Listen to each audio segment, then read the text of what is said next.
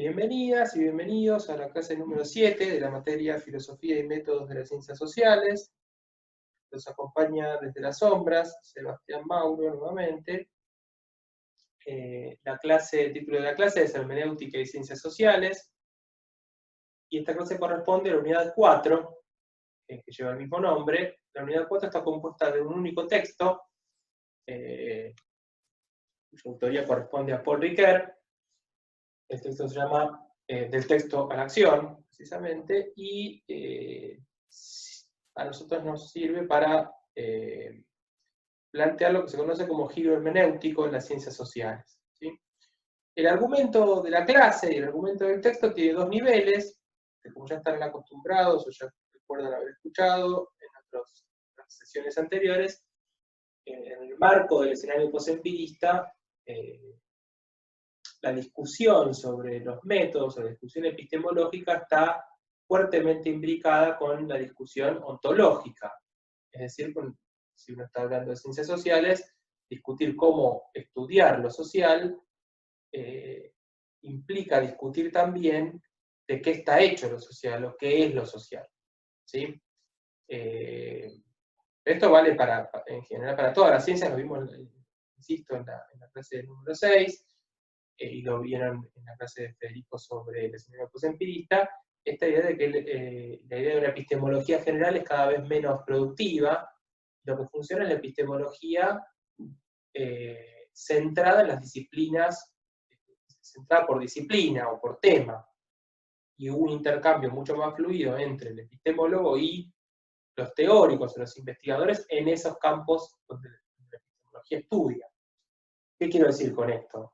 Quiero decir que, para decirlo brutalmente, como lo planteé en alguna clase anterior, hay un desplazamiento en nuestras lecturas que van de lo que vieron en el pensamiento científico del CBC a lo que vieron en sociología del CBC. Porque para hacer epistemología de ciencias sociales cada vez es más necesario estar en contacto estrecho con la teoría social, ¿sí?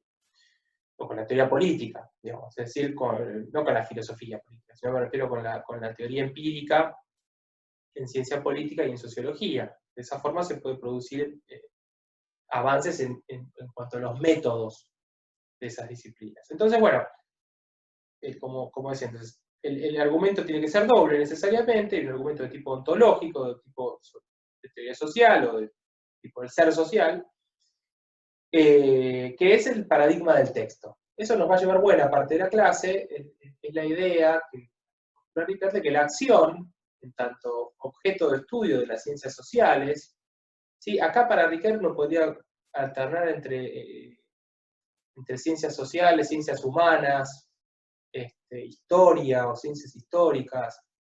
Para Ricoeur, por la tradición de la que viene Ricoeur, estos temas son comunes, no para otros autores que veamos a lo largo de la materia.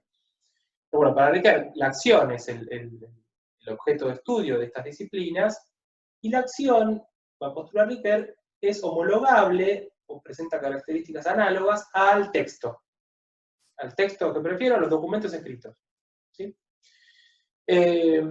Ahora, si la acción es homologable, es análoga al texto, eso significa que nuestro método puede ser análogo nuestro método, digo, el método de los cientistas sociales, puede ser análogo al método que usan quienes interpretan textos, ¿sí? Y ahí entra la hermenéutica, pero la hermenéutica es una disciplina de interpretación de textos.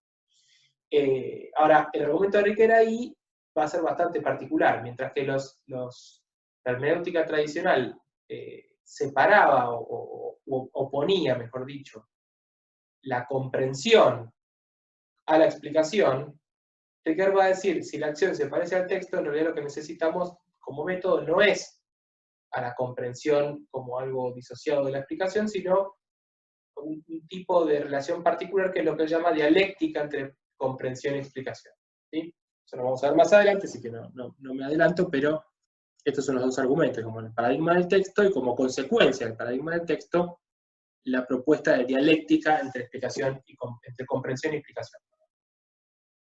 Bueno, la clase va a girar básicamente en torno de eso, pero primero vamos a hablar de qué es el giro hermenéutico, en qué consiste esto, más allá de Ricoeur, Después vamos a ver en los puntos 2 y 3 estos argumentos que planteé, el paradigma del texto y la dialéctica. Y finalmente vamos a plantear algunas conclusiones que nos sirvan para discutir un poco más allá de lo que estamos leyendo ahora, en relación a la propuesta o el programa de la materia en general. Bueno, en primer lugar, ¿qué es el giro hermenéutico? ¿Sí? Ahora lo vamos a ver en más detalle, pero en principio decir esto: el texto que tienen para leer y la obra de Riquelme en general se inscriben en una tradición. Esa tradición es la denominada hermenéutica. En la siguiente diapositiva voy a explicar qué es. Estoy un poco reiterativo y algunas diapositivas tienen la misma información antes y después. Perdón. Decía entonces, el texto que tienen para leer y la teoría de Riquelme en general se inscriben en la tradición hermenéutica, y no se inscriben en la tradición hermenéutica en cualquier momento, sino en un contexto específico del debate en epistemología y en ciencias sociales, que es el momento del escenario posempirista, ¿sí? Que parte de una idea interpretativa de lo que es la ciencia, ¿no? La idea de que las teorías científicas son discursos, en tanto discursos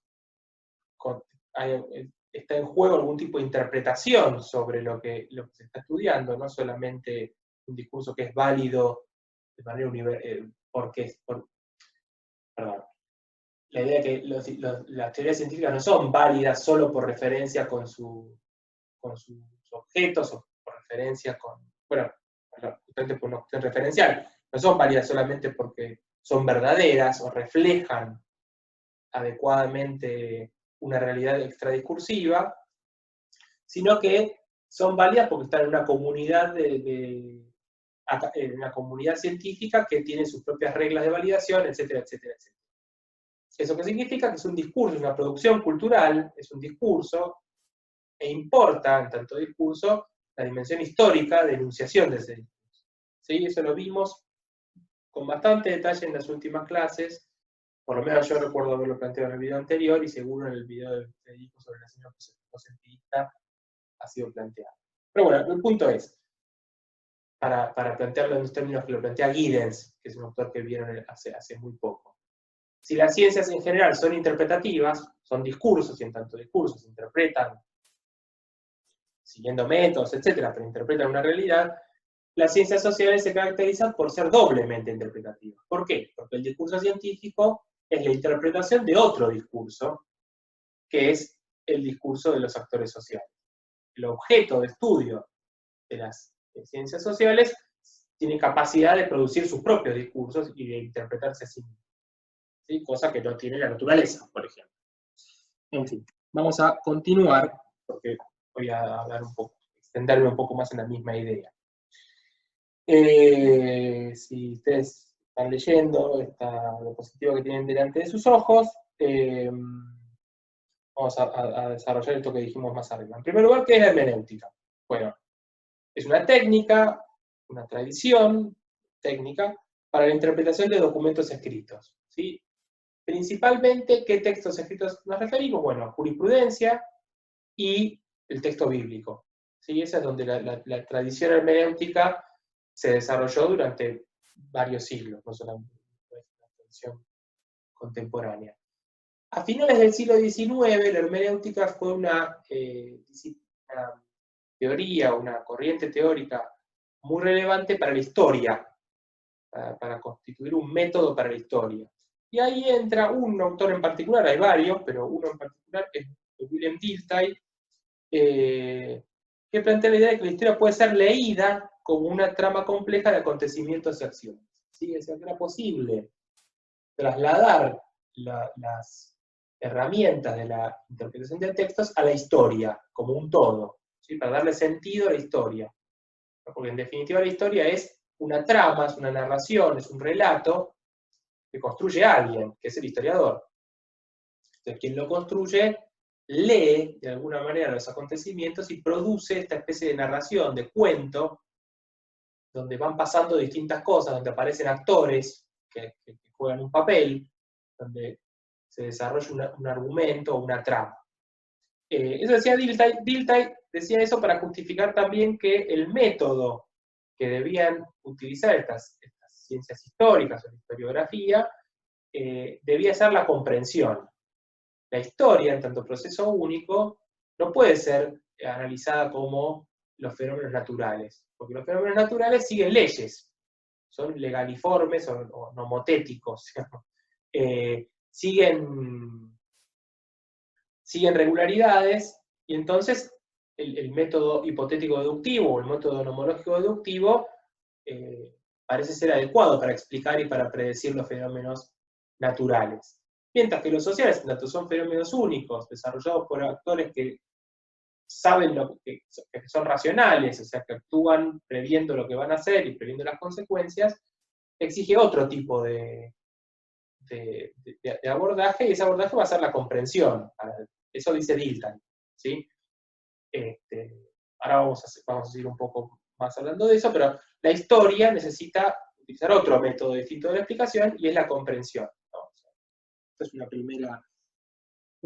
el punto de partida del cual parte Ricoeur, ¿sí? Bueno, ¿qué es la interpretación? Eso está en el propio texto que tienen para leer, así que no se haga mucho problema. Dilthey decía que la comprensión es el reconocimiento del sentido, de la intención de un otro que está emitiendo un discurso, ¿sí? Ahora, ¿cómo se comprende ese sentido que expresa un otro? Bueno, Dilthey planteaba que el discurso, no el discurso, sino la intención del otro se podía analizar en tanto estaba objetivada en las palabras que usaba.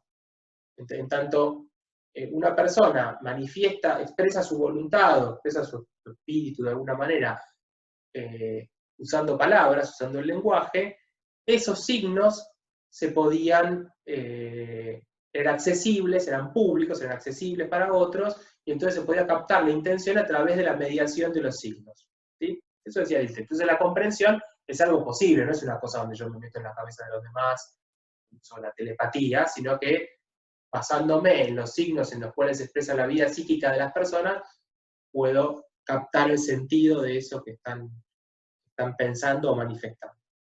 Bueno, eso sería la comprensión, lo hice un poco más largo, pero ahí lo tienen para leer. En cambio, la interpretación no es la captación del sentido en cualquier variedad de los signos, en cualquier variedad de signos, digamos, sino que es la captación del sentido sobre un tipo específico de signos, que son los signos que quedan fijados, ¿sí? Los que quedan fijados como si fueran como escritos. La forma más sencilla de que quede fijado un signo es escribiéndolo, pero hay otras formas en que pueden quedar fijados, ¿sí? Entonces, la interpretación es un tipo específico de comprensión que se aboca a el discurso escrito, o el discurso fijado, objetivado de alguna manera. ¿Qué es el giro hermenéutico? Lo dije recién, pero vale la pena que haga esta aclaración, porque además no tengo escrito y necesito decirlo, si no puedo pasar de diapositivas, si no paso por cada punto. Quisiera volver para atrás y explicarles algo que seguramente lo hayan visto, pero quizás necesiten refrescarlo.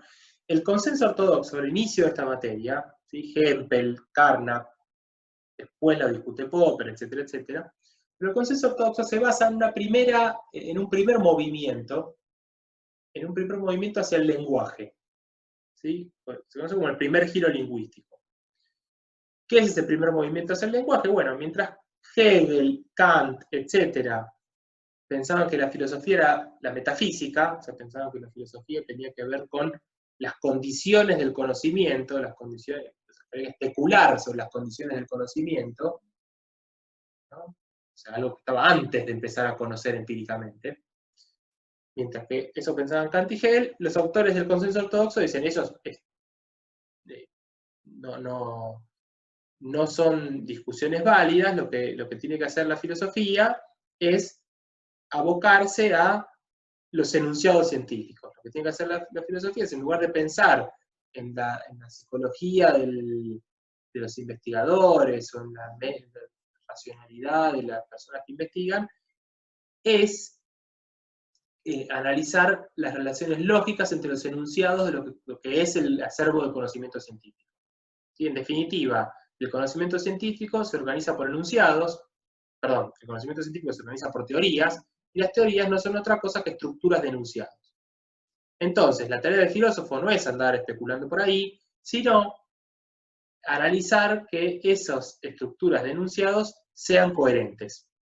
¿Sí? Analizar que los enunciados que componen una teoría científica se deduzcan unos de otros, que haya una estructura deductiva en las teorías científicas. Bueno, creo que lo hemos planteado, pero el propio método nomológico deductivo es una especie de máquina donde los enunciados tienen una relación que permite establecer explicaciones o predicciones. Pero bueno, no me voy a extender en eso porque eso corresponde a otra clase. Si estuviéramos en una clase presencial, probablemente me dedicaría un poco más a refrescar eso para mostrar el hilo conductor que tiene esta materia. En fin, decía, el consenso ortodoxo hace un giro hacia el lenguaje, entonces, abandona la metafísica y empieza a mirar a la ciencia como un conjunto de enunciados, pero pensaba los enunciados solamente en relación, primero, las relaciones entre ellos mismos, entre los enunciados consigo mismos, esta idea de la coherencia de las teorías científicas, y en segundo lugar, en la relación entre los enunciados y los objetos designados por los enunciados. La cuestión de si un enunciado es verdadero o es falso, o qué se puede decir de los enunciados, tiene que ver con la relación entre el lenguaje, el discurso, y el mundo que está referido por ese lenguaje. Lo que sucede, lo que vimos con Kuhn y lo que dije hace un par de minutos atrás, a partir de la década de los 60, es que empieza a primar otra perspectiva del lenguaje, es decir, es lo que se conoce como segundo giro lingüístico, que es si la ciencia, el conocimiento científico es un conjunto de enunciados, son discursos en definitiva, hay que mirarlos como discursos, pero mirar las condiciones de enunciación de esos discursos. ¿Sí? Insisto, me estoy repitiendo, pero lo veo repetido acá y me da la obligación de decirlo, y quizás ayude.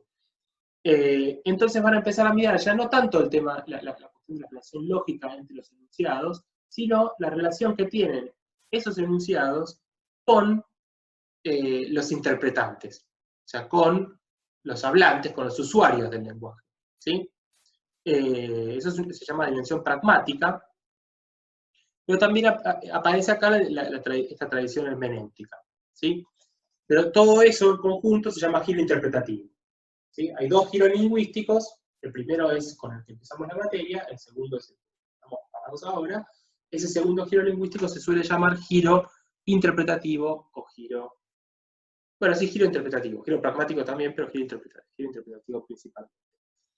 Bueno, acá tenemos al señor, el autor del texto que espero que hayan leído o tienen por delante para leer, que es Paul Ricoeur, que se pronuncia de otra manera, pero que vamos a usarla, llevarlo a nuestro uso rioplatense del castellano, Ricoeur, así con la era, ¿no?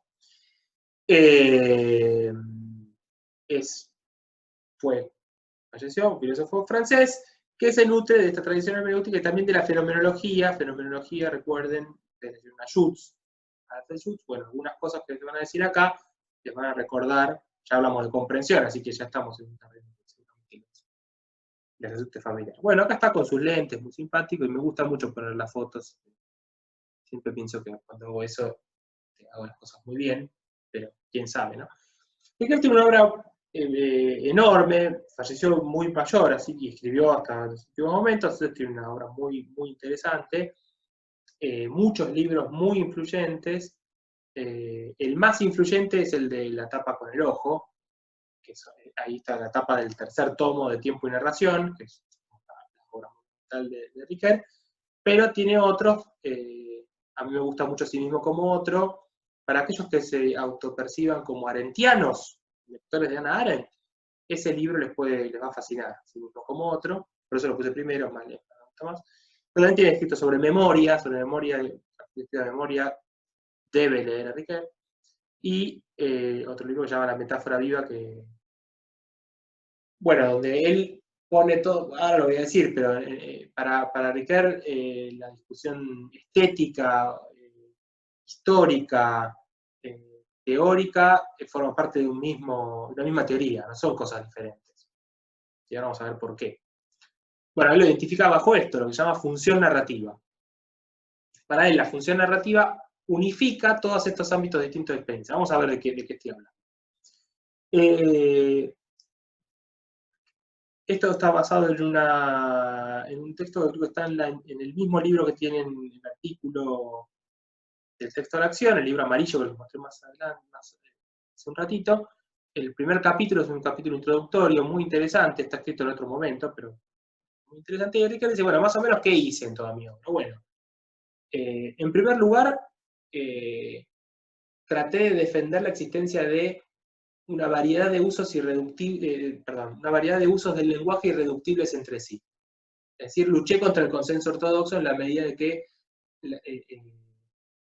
no es el uso lógico el único uso válido del lenguaje, sino que creo que hay una variedad de usos válidos del lenguaje que valen también para la ciencia, y es justamente el tema de la clase.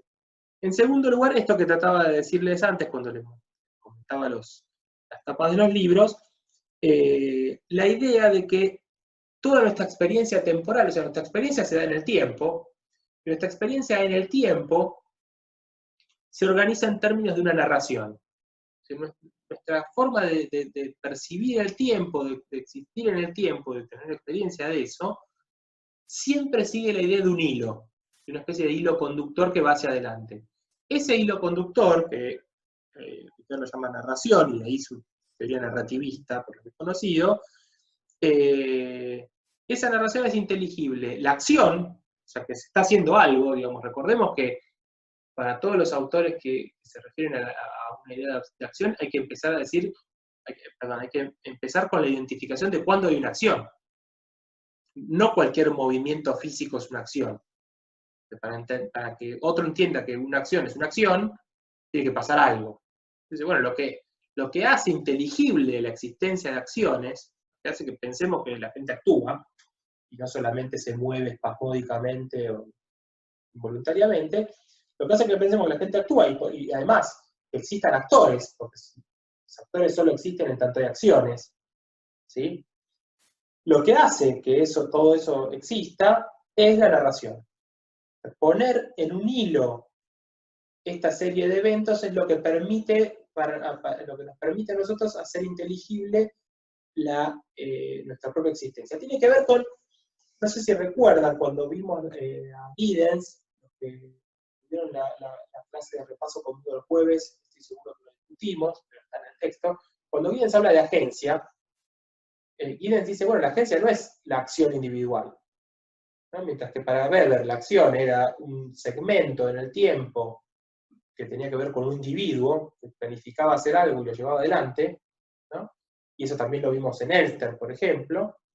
Para Giddens, el término era agencia, y la agencia involucraba un montón de intervenciones causales en el mundo que todas estaban, se entrelazaban unas con otras, sucedían en simultáneo, sucesivamente, etc. Bueno, en eso, participaría esta idea de la agencia como flujo. En ese flujo, lo que hace inteligible que haya acciones es un proceso de selección, un proceso de clasificación, de identificación de momentos importantes, de cosas que vale la pena rescatar y cosas que vale la pena olvidar. Bueno, eso es lo que se conoce como identidad narrativa, como función narrativa más que identidad narrativa, ¿no? Ahora, esa identidad narrativa es común a toda nuestra forma de experiencia. Entonces, esa identidad narrativa, va a ser común a un método para la historia, va a ser común también para la ficción, para analizar la ficción, y ahí Ricoeur se basa, está en el libro verde, la metáfora viva, se basa en la obra de Aristóteles, en la poética de Aristóteles, en fin, y también, por supuesto, lo que nos toca a nosotros, que es las ciencias sociales, ¿sí? Último punto de esto, estoy un poco lento, discúlpenme, pero creo que a mí me interesa mucho el contexto de todo esto que estamos dando, y quisiera transmitírselos, aunque quizás ya a esta altura se aburrieron. Ténganme fe y sigan, porque lo importante viene después. En tercer lugar, una cuestión importante, la hermenéutica, esto lo voy a repetir varias veces porque cobra sentido a medida que vamos avanzando. La hermenéutica como disciplina, decía, estudia textos. Cuando decimos textos, nos referimos a dos particularidades que tienen los textos. Libros, ¿sí? En primer lugar, los textos son documentos escritos, o sea, quedan fijados, como dijimos, esto es muy importante. Pero en segundo lugar, los textos no son oraciones sueltas. Los textos son estructuras argumentales que tienen muchas sentencias, que tienen muchas oraciones. ¿Sí? No es una única oración, un análisis de una única oración, sino es el análisis de un desarrollo de algo que queda fijado, pero que además es una extensión particular. Ahora van a ver, pero Riquelme enfatiza mucho que cuando uno pasa del análisis del discurso suelto, de las oraciones, al análisis de los textos, aparece la relevancia de figuras retóricas, o cambia la definición de figuras retóricas, que en el análisis del discurso común supuestamente no hace. La semiótica supuestamente no puede dar algunas dimensiones que puede dar la hermenéutica. Todo esto, insisto, es para cuando lo escuchen en otra época de su vida, porque quizás ahora no les sirva para nada. Pero bueno, el artículo que tenemos para leer. Bueno, vamos a ir a la primera parte, esta idea del paradigma del texto. El texto es complicado, para leer, quizás se desanimen, pero tiene una estructura bastante sencilla. Si ustedes se adquieren esa estructura, entienden el esqueleto de este texto, van a entenderlo bastante bien. Todo el argumento del paradigma del texto se basa en 3 pasos. ¿Sí? El primer paso es establecer qué es lo específico del discurso frente a la lengua. El discurso, hablar, tiene particularidades que lo diferencian de la estructura o del lenguaje. ¿Sí? Esto vale para habla y lengua, como para acción y estructura. ¿Sí? El habla o el discurso es a la lengua lo que la acción es a la estructura. Entonces, bueno, ¿qué dice? Lo voy a leer, así me ordeno un poco. El discurso es definido como un acontecimiento en forma de lenguaje. En tanto se trata de un acontecimiento, se contrapone a los sistemas o códigos lingüísticos en 4 aspectos. Estos 4 aspectos son los que vamos a ir viendo en cada una de estas 3 etapas. ¿Cuáles son los 4 aspectos? El tiempo, el sujeto, el interlocutor, el otro, el que se dirige el discurso, y el mundo, o la referencia que tiene ese texto. Pero estos 4 puntos se van a ver, primero, como diferencia entre discurso y lengua. Segundo, como diferencia entre discurso oral y discurso escrito. ¿Sí? Si bien los dos son discursos, ¿sí? El discurso escrito tiene ciertas particularidades en estas 4 dimensiones. ¿Sí? Como dice ahí, los 4 aspectos se presentan de manera diferente en el discurso oral y en el discurso escrito. Finalmente, vamos a llegar a donde queremos llegar, que es cuáles son las semejanzas entre la acción y el discurso escrito. ¿Sí? Dice esta diapositiva. La acción, en tanto acontecimiento objetivado para la interpretación, presenta características similares al discurso escrito en los 4 aspectos señalados. ¿Cuáles serán los 4 aspectos? Tiempo, sujeto, interlocutor y mundo. Entonces va a haber 3 diapositivas, una para el discurso en general, otra para el discurso escrito, otra para la acción, donde vamos a ver estas 4 dimensiones. ¿Sí? Vamos a empezar con el discurso. ¿En qué se diferencia el discurso del lenguaje? En primer lugar, el discurso se realiza temporalmente, es decir, el discurso sucede en un lugar y en un momento. Bueno, en principio en un momento, hay un tiempo para el discurso. Alguien habla en un momento, es un acontecimiento. Mientras que el lenguaje es una estructura. El lenguaje es la estructura que permite ese acontecimiento, pero la estructura en sí, como vimos con Giddens, tiene una existencia virtual, o sea, existe como propiedad estructurada de los discursos. En tanto hablamos de manera organizada y reproducimos la lengua en la que estamos hablando. ¿Sí? Entonces, hablamos en español, el español persiste como característica de este acontecimiento que es hablar. Entonces, el discurso sucede en el tiempo, mientras que la estructura no. Segundo, el discurso tiene un sujeto. Alguien se hace cargo de lo que está diciendo. Yo estoy hablando, yo dije hola, soy Sebastián Mauro, como no me ven, pasan una serie de cosas raras que vienen muy bien como ejemplos para esta misma clase. En el discurso alguien se hace responsable de lo que está, de la emisión, de lo que está diciendo. Mientras que nadie se hace cargo de cómo es la estructura del lenguaje. La estructura del lenguaje no tiene un sujeto. es una estructura, precisamente. La referencia.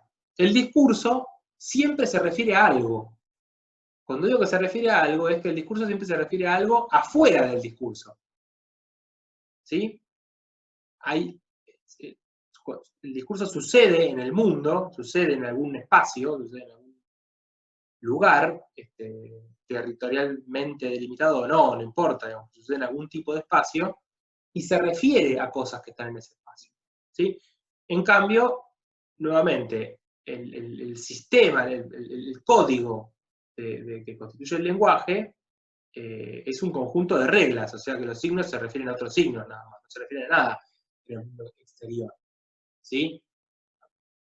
Si no me creen, lean el diccionario, digamos, el lenguaje en sí es un conjunto de reglas sintácticas, semánticas y pragmáticas, pero son reglas.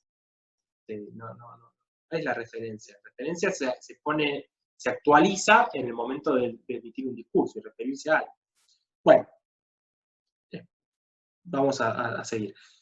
Finalmente, hay un otro. El discurso se orienta a alguien.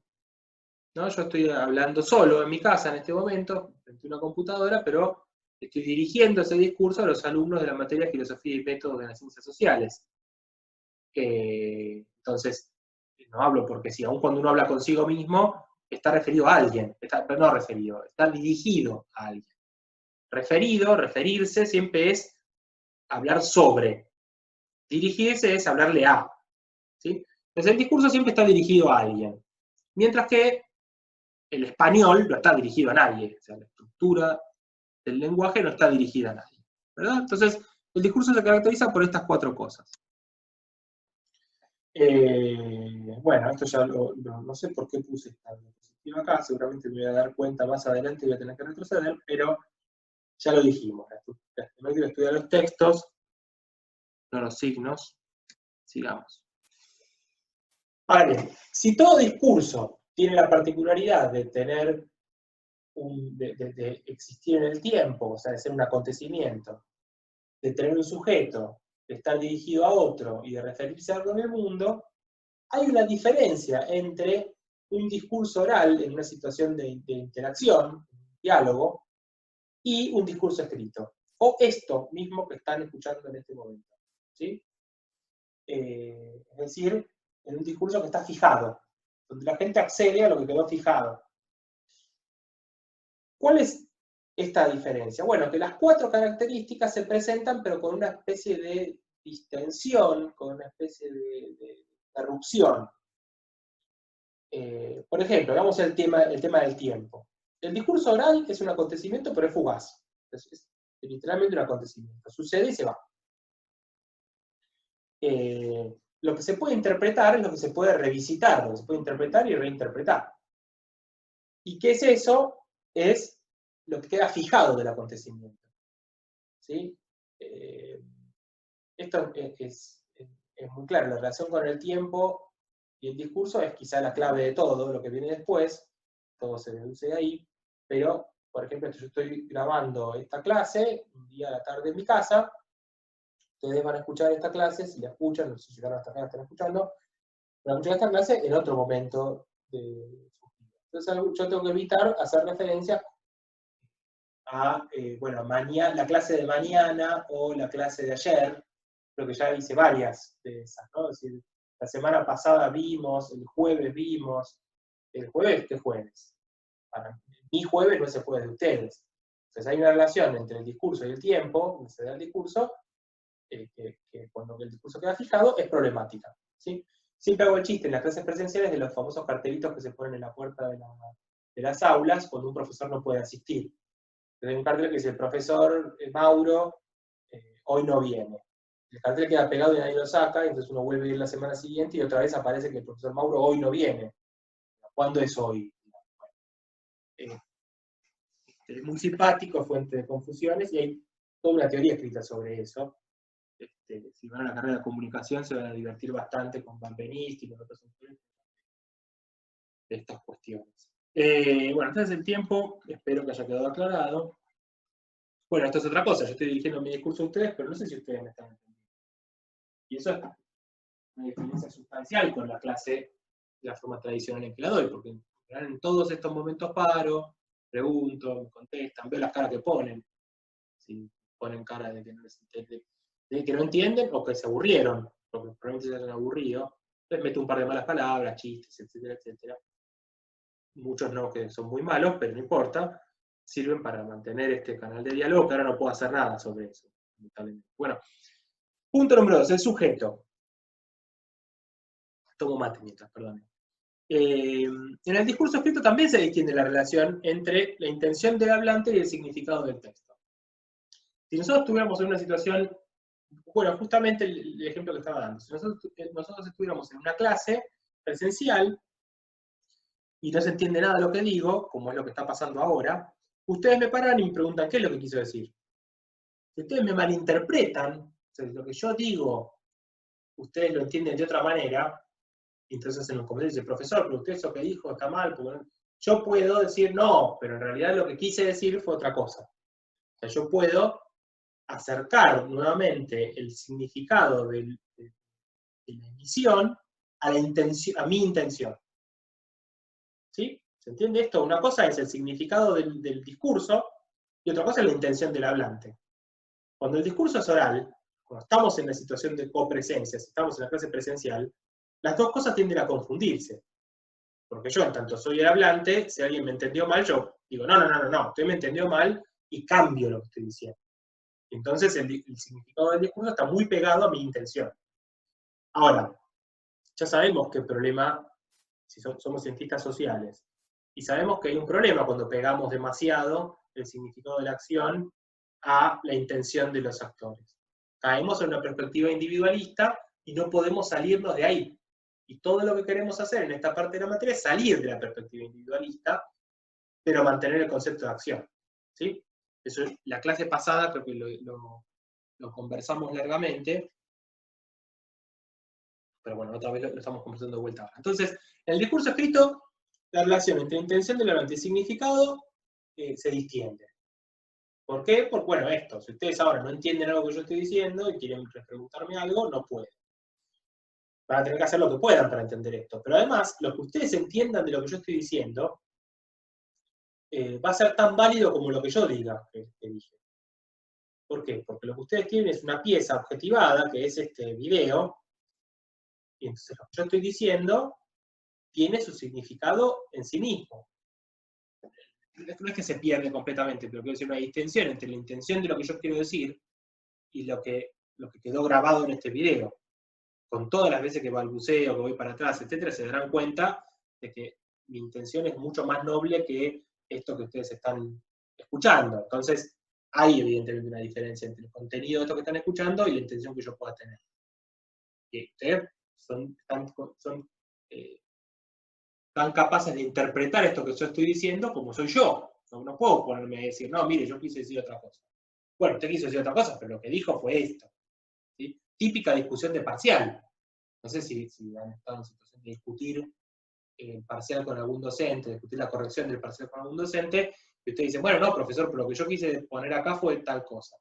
Y la típica respuesta del docente, que damos todos los docentes, es, yo no corrijo lo que usted quiso decir, yo corrijo lo que usted puso.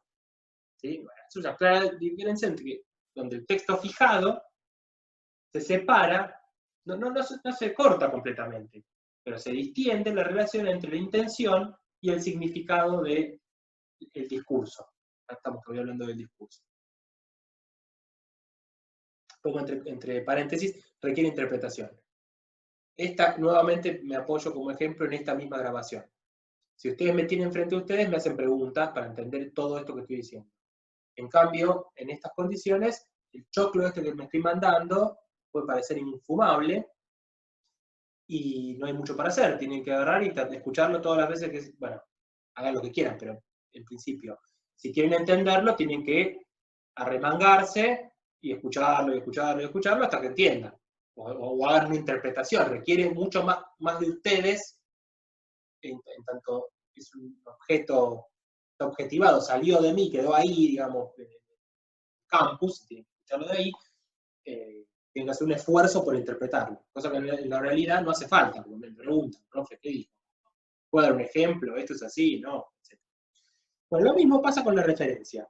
El discurso se refiere a algo en el mundo. Así como se distingue la relación del tiempo, porque el tiempo en el que alguien emite un discurso y el tiempo en el que alguien lo lee cambió, también pasa con el mundo. El mundo en el que alguien escribe algo no es el mismo mundo en el que otro lo lee. Ahí Ricardo dice que pasa algo parecido con el tema de intención y significado del texto. Ricardo dice, la mostración, la referencia ostensiva, en el discurso oral, en el diálogo, cara a cara, la mostración o la referencia ostensiva es idéntica a la referencia del enunciado. Si estamos en el mismo lugar y yo digo, vamos para allá, todos saben dónde es allá. O miren eso que hay ahí arriba, todos saben que es eso que hay ahí arriba porque estamos en el mismo lugar. En cambio, cuando no estamos en el mismo lugar, cuando el discurso queda fijado, nuevamente se separa la mostración, la referencia extensiva, el contexto en el cual la persona está emitiendo un discurso, del contexto que queda encerrado en el propio texto o en el discurso. ¿Sí? Pues, no es que no tenga referencia a esto que están escuchando ustedes, tiene referencia, pero esa referencia es la referencia de mi situación, que puede ser distinta de la de ustedes. Y eso también exige interpretación. Bien. Ahí dice necesidad de reconstruir el mundo del texto. ¿Sí? Usted tiene la obligación de reconstruir la situación en la cual ese texto fue, ese discurso fue emitido. Finalmente, el otro. ¿Sí? Decíamos, el discurso se caracteriza porque tiene un interlocutor, se destina a alguien, tiene un destinatario. Yo le hablo a alguien. En el discurso escrito, bueno, pasa algo que ya había dicho Kant, pero que pueden intuir en esta misma grabación. Una cosa es una comunicación verbal, donde yo le digo algo a los alumnos que están en el aula, y otra cosa es esto, que va a ser un video subido a YouTube. Y qué sé yo quién lo va a escuchar. Bueno, nadie lo va a escuchar, pero si llegaron hasta acá se deben estar riendo bastante, pero nadie lo va a escuchar. Pero si alguien lo está escuchando, yo no sé si lo puede estar escuchando alguien que no sea alumno de esta materia, o si lo va a escuchar finalmente un alumno de otro cuatrimestre de esta materia. Yo estoy ahora en el primer cuatrimestre del 2020. Ahora, este video queda subido, yo lo puedo poner como material complementario a otro cuatrimestre. Y van a escuchar otros alumnos, que no saben nada ni de la pandemia, ni de la no pandemia. Bueno, todos saben.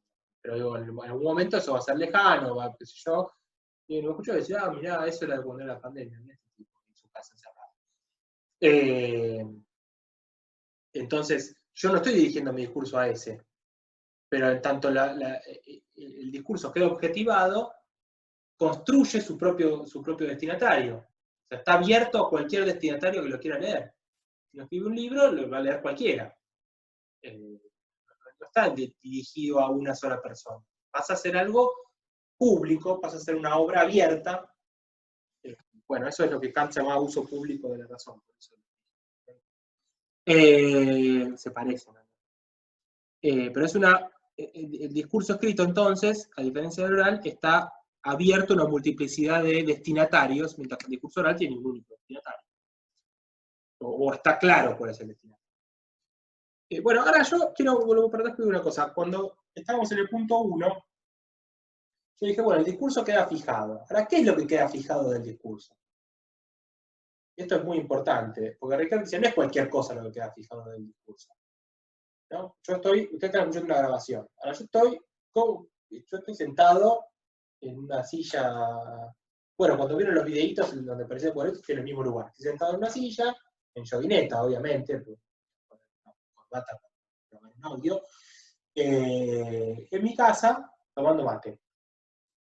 Bueno, hay una serie de elementos ahí que son relevantes o irrelevantes.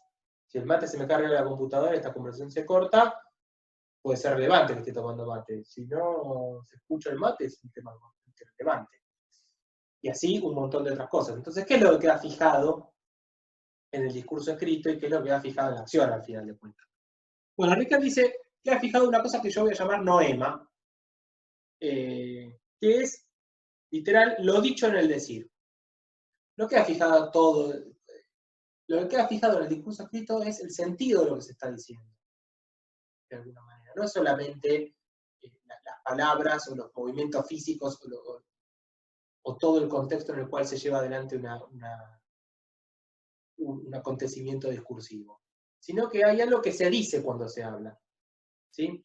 Y ahí Ricoeur se vale de una teoría, que es la teoría de los actos de habla, de John Austin, bien, John Austin, algo mal dice, que es muy importante para esta clase y va a ser muy importante para la clase de Habermas. Ahora, yo hablé mucho y voy a empezar a tartamudear, si sigo así. Les voy a hacer una pequeña pausa y voy a retomar en esta misma diapositiva en un segundo, porque para mí va a ser un corte, pero para ustedes no. Así que voy a hacer una pequeña pausa. Bueno, retomo con el concepto de noema.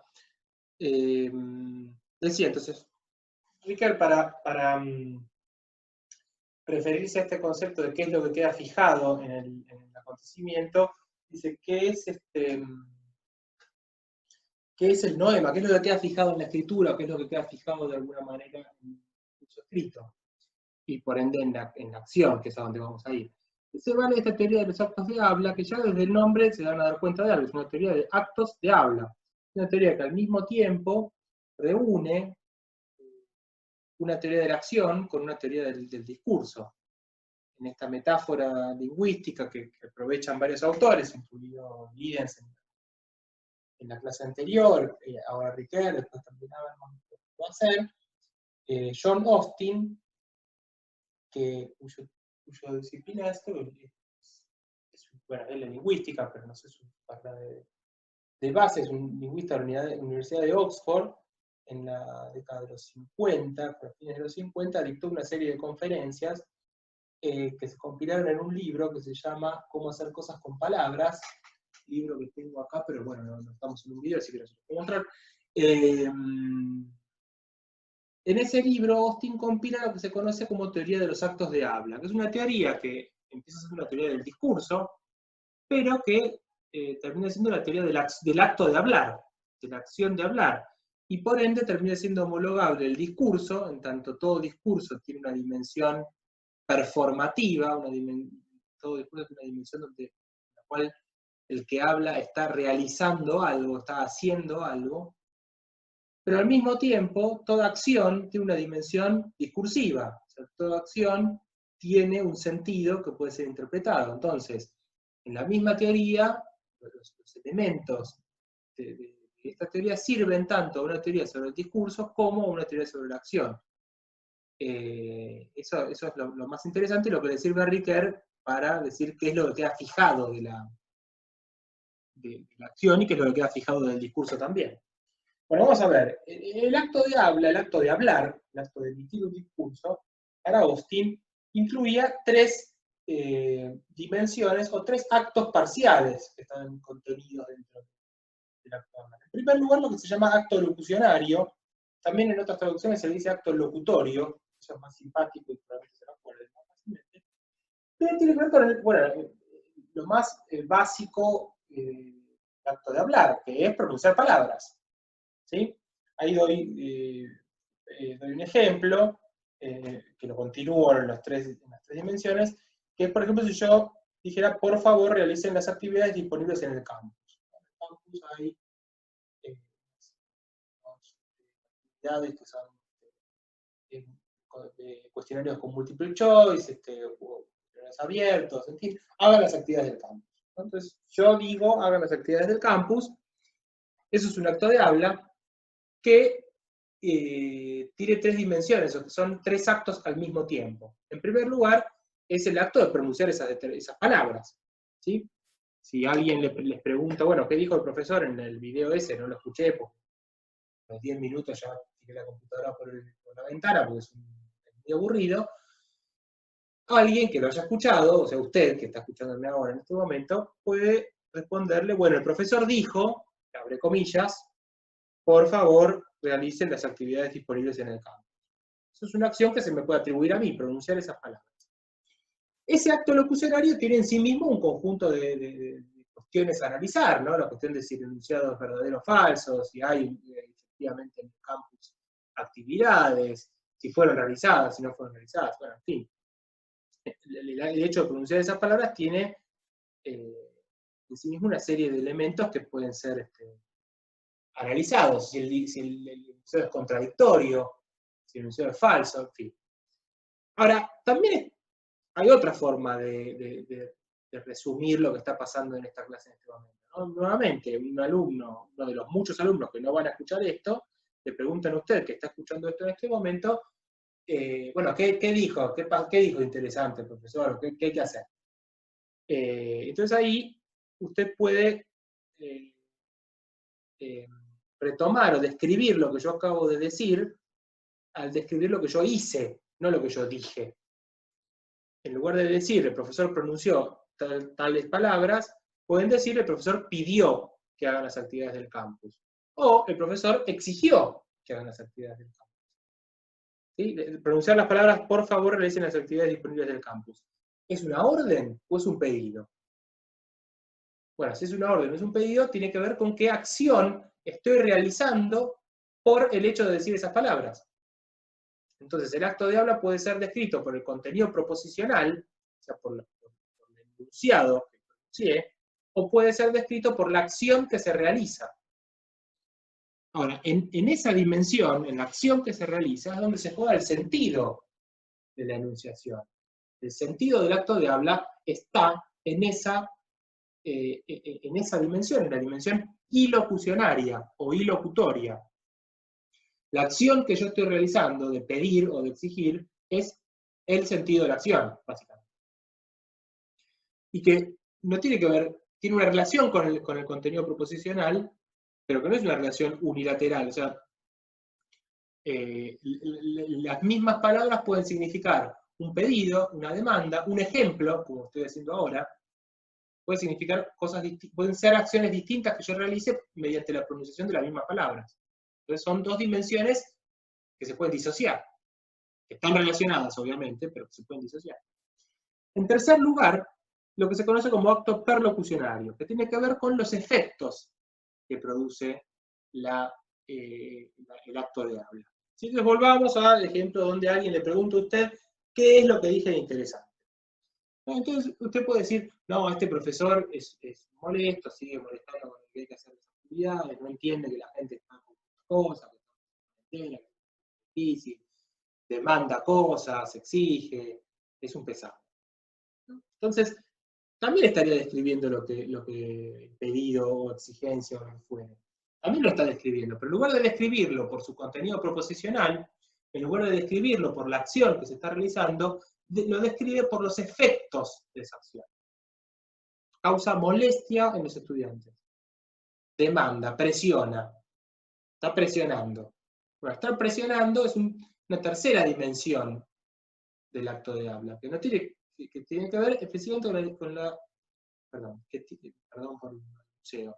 Que tiene que ver precisamente con los efectos que ese acto de habla produce en un interlocutor.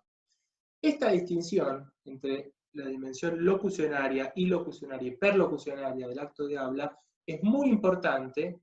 Para Ricard le sirve para explicar la relación entre la dimensión 1 y la dimensión 2, porque el noema, esto que queda, lo dicho en el decir, esto que queda fijado. Bueno, ¿qué es?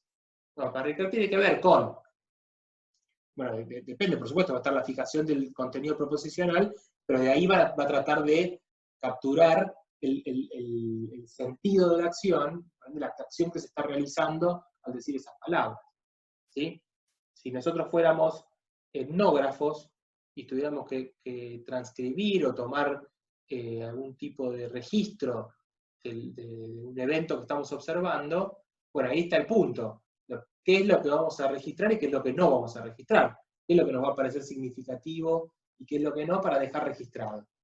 Uno puede registrar todo, puede filmar, puede tomar nota, puede grabar, pero eso no es el evento. El acontecimiento es uno, es único, es irrepetible. Lo que se fija es una parte de ese acontecimiento. Lo que dice Riquet es, la parte de ese acontecimiento tiene que capturar lo que fue dicho en el decir. Lo que fue dicho en el decir tiene que ver básicamente con la dimensión del acto ilocucionario, ¿sí? Insisto en que esto es muy importante, que recuerden esto, que está en una parte del texto de Ricard, porque Habermas también se va a basar en esta teoría de John Austin, pero Habermas, en lugar de interesarle la relación entre el punto 1 y el punto 2, el acto locucionario y el acto ilocucionario, lo que le va a interesar a Habermas va a ser la relación entre el acto ilocucionario y el acto perlocucionario. Son los puntos 2 y 3. Eso va a ser clave para entender la pretensión de validez de la acción comunicativa. Eso lo vamos a ver en la clase de Habermas, pero bueno, los prevengo de que no estoy dando cosas porque sí. Bueno, nunca estoy dando cosas porque sí, pero además esto tiene una utilidad inmediata en la próxima clase. Entonces, ¿estoy yendo bien? Sí, perfecto. Recuerden, estábamos viendo cómo 4 dimensiones que identifican el discurso están presentes de manera diferente en el discurso oral y en el discurso oral. Ahora vamos a pasar a la tercera parte del argumento, que es cómo estas 4 dimensiones se presentan en el análisis de la acción de la misma forma que se presentan en el análisis de los textos o del discurso. ¿Sí? La acción también ocurre en el tiempo, la acción también tiene un sujeto, la acción también se refiere a algo, ¿sí? Aunque no sea la acción de señalar, pero la acción siempre existe en un mundo, y la acción también tiene un destinatario. ¿Sí? La acción siempre está abierta a que la interprete otro. Bueno, ahora vamos a ver eso. Estas 4 dimensiones, ¿se presentan igual que como se presentan en el discurso oral o se presentan igual que como se presentan en el discurso escrito? Ricard dice se presentan de la misma forma que en el discurso escrito. Recordemos que estamos hablando de acción, de una acción que puede ser analizable, que puede ser interpretada por un cientista social. Entonces estamos hablando de una acción que queda objetivada de alguna manera. ¿Sí? Entonces, en tanto la acción queda objetivada de alguna manera, se va a parecer al discurso escrito. Vamos a ver. El tiempo, vamos a empezar por el punto 1, lo voy a leer así vuelvo a darme y no por las ramas. La acción significativa es un objeto para la ciencia solo bajo algún tipo de objetivación, solo bajo algún tipo de fijación. ¿Sí? La acción ya no es solo el acontecimiento, no es un acontecimiento fugaz, sino que se convierte en una configuración que debe ser interpretada por sus conexiones internas. La acción tiene una estructura noemática, es decir, una acción que queda fijada, una acción que queda objetivada de alguna manera, puede ser abordada en la relación entre la acción, una descripción locucionaria de la acción y una dimensión ilocucionaria de la acción. Entonces va a tener una estructura significativa que puede ser analizada. ¿Sí? Bueno, acciones hay muchas. En política, el voto, por ejemplo. El voto tiene... Esto es muy interesante. Por ejemplo, los análisis sobre elecciones. ¿No? Los candidatos se presentan, dicen, bueno, votenme a mí porque yo voy a hacer esto, o votenme a mí porque yo represento tal cosa, o votenme a mí porque yo represento tal otra. La gente, las motivaciones que tiene la gente para votar, no las conocemos. Conocemos algo de las motivaciones. Podemos acceder a muchas de las representaciones que tienen los votantes, podemos hacer encuestas, entrevistas, etcétera, etcétera. Pero en definitiva, ¿por qué gana un candidato? ¿Por qué pierde otro candidato? No podemos atribuirlo tan transparentemente a esas motivaciones. ¿Sí? Es decir, supongamos la última elección presidencial, ¿no? Alberto Fernández decía, bueno, la economía es un desastre, esto es una bomba que va a estallar, la deuda, la recesión, etcétera, etcétera, hay que cambiar el gobierno para poder normalizar todo esto y otras cuestiones también, ¿no? Pero principalmente la economía. Mientras que Macri decía, bueno, los otros son todos una manga de corruptos, entonces voten a mí porque yo, poco corrupto que soy, entonces tienen que mantener esta senda, pues nos va a ir bien con gente que no sea corrupta. Bueno, ganó Alberto Fernández. Ahora, ¿eso significa que toda la gente que votó a Alberto Fernández votó por una convicción en que la economía era el mayor problema y la corrupción no le importa, o lo que fuere? Bueno, eso es un campo de discusión. No podemos estar seguros de que... O sea, podemos estar seguros de algo, de que la gente vota por múltiples razones. Y que la gente puede decir que votó por una cosa y en realidad esa no será la causa eficiente del voto. Lo que sí tenemos, que podemos objetivar, que podemos recortar y podemos construir un objeto y analizarlo y que venga otro y lo analice también, dejarlo un rato arriba de la mesa mientras vamos a tomar mate, volver y analizarlo de vuelta, son los resultados electorales. Lo que sí tenemos son los discursos de los candidatos, tenemos resultados electorales, podemos desagregar los resultados electorales, decir, bueno, le fue mejor a este candidato en esta provincia, en esta ciudad, con los votantes de tal nivel socioeconómico, con tal otro. En las encuestas se decía esto y las encuestas se cumplieron o no. Podemos hacer muchas cosas, pero podemos hacer muchas cosas solo con lo que queda objetivado de la acción.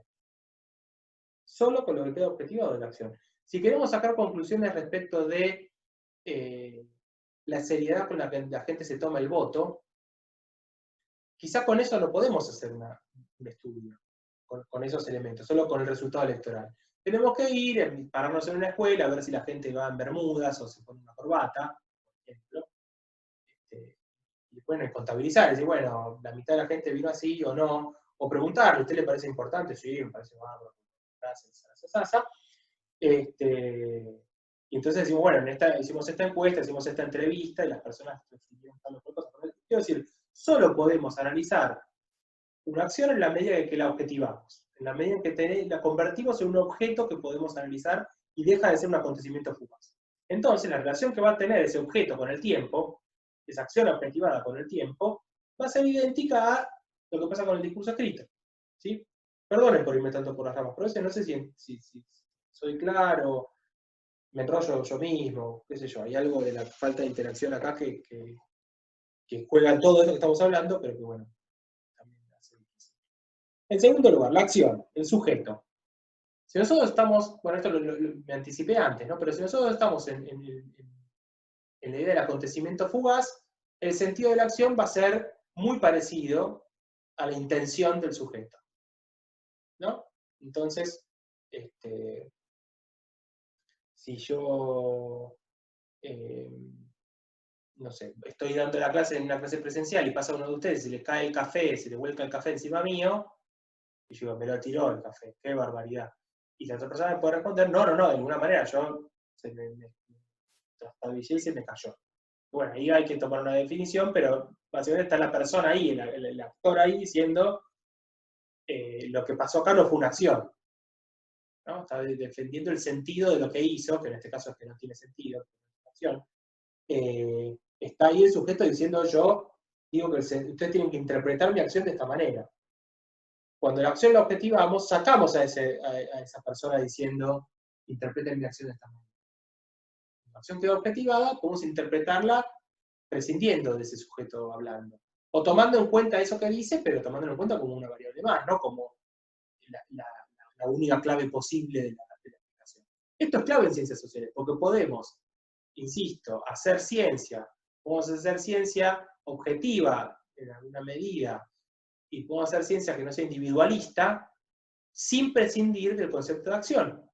En tanto la acción queda objetivada, en tanto la acción está en una trama, que es la historia, está en una trama con otras acciones y con un contexto político, económico, social, cultural, etcétera, en el que se inserta, esa acción puede ser interpretada sin tener que darle primacía al individuo que está llevando adelante la acción. ¿Sí? Es pensar, como lo hace Giens, en el, bueno, no lo hace tanto Giens, pero Enrique es mucho más claro, es pensar en el sujeto que actúa o en el actor más como resultado de la acción, más como actante, correcto es actante en lugar de actor, más como actante que como un sujeto que fundamenta la acción. Y esto Federico lo explicó, perdón, Federico no, lo expliqué yo en el teórico donde hablé del texto de Federico. Federico estudia las protestas sociales. Bueno, los sociólogos tenían la tara de que hay que tener un sujeto, y ese sujeto, primero está el sujeto y después actúa. Mientras que lo que puede pasar es lo contrario. Primero está la acción, y porque está la acción podemos reconstruir quién fue el sujeto. ¿Sí? Que es lo que Federico veía en protestas sociales que no seguían el parámetro del movimiento social atrás. ¿Sí? Los cacerolazos, por ejemplo. Entonces hay esta perspectiva donde nosotros lo que vamos haciendo es construir una narración, en esa narración encontrar las acciones, y a esas acciones atribuirles un actante, ¿sí? Solo lo podemos hacer cuando separamos sujeto y acción, o cuando separamos intención de sentido de la acción. ¿Sí? Bueno, eso pasa también en la acción. Mientras dije toda esta parva de cosas, ustedes habrán tenido posibilidad de leer, así que hagan eso, no lean también lo que está escrito en las diapositivas mientras yo hablo. En tercer lugar, el mundo. Bueno, la acción se lleva adelante en un mundo. La acción está adentro de una trama histórica, como se ve en el punto 3, en el punto 2, perdón, está dentro de un contexto sociohistórico, y esa trama queda encerrada, digamos, queda contenida en la acción cuando la acción la objetivamos. Hay condiciones en las cuales se actuó, hay condiciones en las cuales esa acción se llevó adelante. Entonces, en la medida en que objetivamos la acción, podemos después reconstruir el contexto donde esa acción fue. Eso quiere decir, en los términos de Ricker, que esa acción tiene una referencia, que esa acción contiene un mundo que puede ser proyectado a cualquiera que lo quiera interpretar. ¿Sí? En tanto, justamente al estar objetivado, el que interpreta la acción no comparte el mismo mundo que el que está actuando. Cuarto punto, el destinatario, o el otro. ¿Sí? La acción también está abierta a que otro la interprete. Cuando es una acción, cuando es un acontecimiento fugaz, cuando es la acción en el momento, bueno, la acción queda a criterio de quienes están ahí alrededor. Ahora, cuando la acción queda objetivada, la acción puede ser representada, repuesta otra vez, para que otros la interpreten, para que otros en otros contextos interpreten la acción. ¿Sí? Esta clase puede ser lo que ustedes escuchan en este momento bueno, ustedes en este momento, ¿quiénes son? Ese es el problema. Ustedes pueden ser los alumnos de Filosofía y Métodos del primer cuatrimestre del 2020, que no saben qué hacer con todo esto y con su vida, porque es el apocalipsis. Pueden ser los alumnos de otro cuatrimestre que están escuchando esto, porque los que ahí subieron el campus, lo vamos a sacar, ¿para qué? O pueden ser algún investigador en educación superior que dice, bueno, a ver cómo dan las clases los docentes en la virtualidad. Entonces me piden prestada la grabación y la escuchan. Y ahí seccionan, la estudian y qué sé yo. Entonces, esta acción está abierta a una serie de interpretaciones diferentes según quien sea el intérprete. O sea, cualquiera que venga y escuche puede interpretar esto. ¿Gracias a qué? A que está objetivado. Bien, creo que el punto debe haber quedado claro ya, que lo repasamos varias veces, pero vamos a, perdonen, a leer esta última diapositiva para reafirmarlo. Mientras que en el discurso oral, hablante e intérprete comparten la situación de referencia ostensible, o sea que lo puedo señalar, está ahí, eso que está ahí. En el discurso escrito, las referencias del texto no coinciden con la situación del intérprete. La referencia del texto es enigmática para el lector. Esto es muy importante, porque no es solamente una obra abierta que puede interpretar cualquiera, sino que es enigmática para el que está escuchando o leyendo o tratando de interpretar esa pieza objetivada. Porque al no estar en el mismo espacio, al no conocer a la persona y preguntarle por sus intenciones, y al no tener todas las herramientas sobre el contexto, los elementos, sobre el contexto en el cual esa acción tuvo lugar, no es tan fácil de entender. Y como no es tan fácil de entender, tenemos que recurrir a herramientas distintas de las que recurrimos habitualmente para entendernos cuando participamos en una situación en la que estamos presentes todos. Y bueno, sigo leyendo. Lo mismo sucede con la acción. La acción objetivada contiene una trama de acontecimientos históricos y de condiciones históricas de producción que no es evidente para el intérprete. La comprensión de la acción necesita insertar el acontecimiento en una trama, en una narración. Vuelve lo de la función narrativa y lo de la historia. Interpretar una acción es recomponer una trama, un hilo, un contexto en el cual esa acción se interpreta. Esa trama debe ser reconstruida por el intérprete que interpreta desde su propio mundo de experiencia. Es decir, el que está interpretando no interpreta desde la nada o en el aire, interpreta desde su propio mundo. Piensen en la lectura y relectura de los clásicos, como ustedes leen en teoría 1, en teoría 2, o incluso en teoría política contemporánea.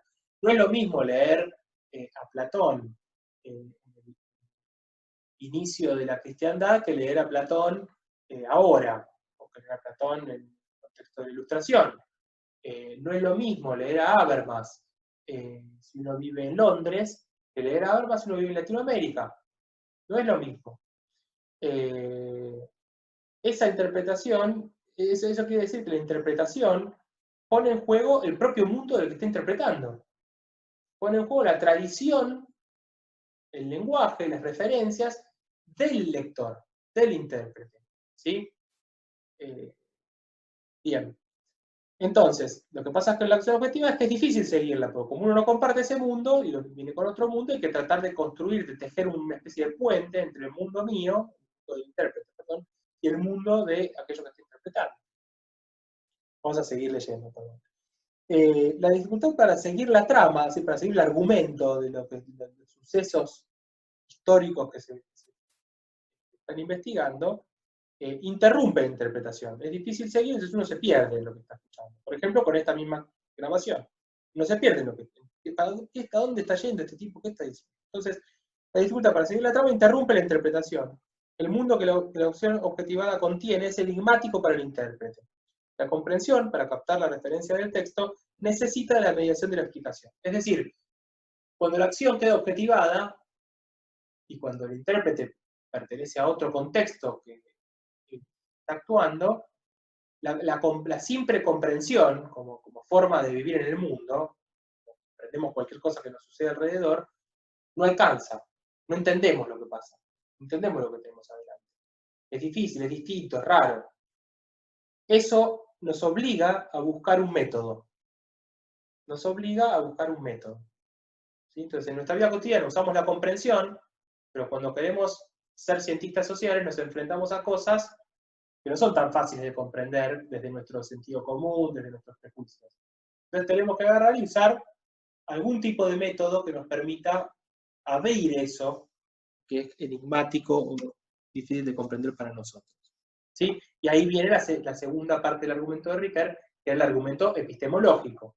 El argumento de que metodología sirve para estudiar esto que es lo social, que está compuesto de acciones. ¿Sí? Bueno, vamos a avanzar sobre lo que es la dialéctica de la comprensión y la explicación. Yo personalmente voy a hacer una pausa porque no quiero seguir derrapando en los balbuceos y esas cosas, mejor siempre hacer una pausa. Pero en un segundo vuelvo a retomar. Bueno, retomo, entonces estamos en la segunda parte del argumento de Ricoeur, la parte del argumento epistemológico. Ya definimos que la acción puede ser definida como análoga al texto, por su similitud en los 4 aspectos que vimos antes. En realidad estoy repasando, pero para mí pasó el tiempo, para ustedes no, así que no vale la pena, pero bueno, vale la pena recapitular un poco. Decíamos, la acción se parece al texto, tanto en la relación que tiene la acción con el tiempo, con el sujeto, con el actor que realiza la acción, con el mundo en el cual esa acción se desarrolla, así como con quien es el intérprete. En esos 4 aspectos la acción encuentra similitudes con el discurso escrito antes de con el discurso oral. Y eso, dijimos, nos lleva a la necesidad de plantear una metodología acorde con este tipo de fenómeno, digamos, fenómeno simbólico, significativo. Eso, para anticipar, Ricoeur lo va a llamar dialéctica, el método, Ricoeur lo va a denominar como dialéctica entre la comprensión y la explicación, donde en realidad el único polo metodológico es la explicación y no la comprensión. Bueno, vamos a ir avanzando sobre esto. En primer lugar, retomemos algo que dije al principio de la clase. La tradición hermenéutica, cuando la hermenéutica se empieza a dedicar a hacer una teoría de la historia, o sea, se propone la hermenéutica como una teoría de la historia, es una propuesta que hace Dilthey, dice, bueno, él argumenta a favor de la autonomía de las ciencias del espíritu, dice, la diapositiva. ¿Por qué? Dice, bueno, porque la vida psíquica de los demás es accesible en tanto se puede exteriorizar en signos. ¿Sí? Esto lo dije al principio, lo reitero, es el argumento de Dilthey. Ricoeur algo de esto retoma, es obvio. Pero dice, bueno, yo no necesito meterme en la cabeza de la gente, si alguien manifiesta su voluntad expresándola en signos, esos signos son estudiables en sí, por sí mismos, independientemente de lo que la persona esté pensando en ese momento. Entonces, bueno, eso hace posible que haya una ciencia del espíritu distinta de las ciencias naturales. Es lo que Dilthey utiliza para argumentar en favor de que haya un método distinto para el estudio de lo histórico, que es la comprensión. ¿Sí? Ahora, para Dilthey la comprensión era lo opuesto a la explicación. ¿Sí? Entonces, esto ya lo vimos, han hablado de monismo y dualismo metodológico, han hablado de naturalismo, hemos hablado de todos estos términos para referirnos a esta discusión que es entre comprensión y explicación. ¿Sí? Del otro lado, de la oposición a lo que planteaba Dilthey, estaban los autores que decían el único método científico válido es la explicación, el único método científico válido es el método hipotético deductivo, y entonces, si el estudio de los fenómenos históricos, sociales, humanos, quiere ser científico, tiene que explicar. Y si quiere explicar, tiene que usar el método hipotético deductivo. O sea, tiene que copiar a las ciencias naturales. Dilthey decía, no. Una cosa es la explicación, que vale para las ciencias naturales, y otra cosa es la comprensión, que vale para lo humano o la historia. ¿Sí? Nosotros hemos visto que ha pasado mucho tiempo y hemos visto distintas articulaciones, distintas respuestas a esta dicotomía. Por ejemplo, Elster habla de explicación intencional. Todo lo que vimos al principio de la clase de Elster, que está al principio del texto para leer, sobre lo que es la explicación intencional, es una forma de decir, bueno, efectivamente, el mundo social tiene una particularidad que tiene que ver con la intención, pero esa particularidad se puede explicar tanto como se puede explicar los fenómenos naturales. En todo caso, la explicación vale para todos, pero para los fenómenos intencionales es un tipo de explicación particular, pero es una explicación al fin. Eso es una respuesta.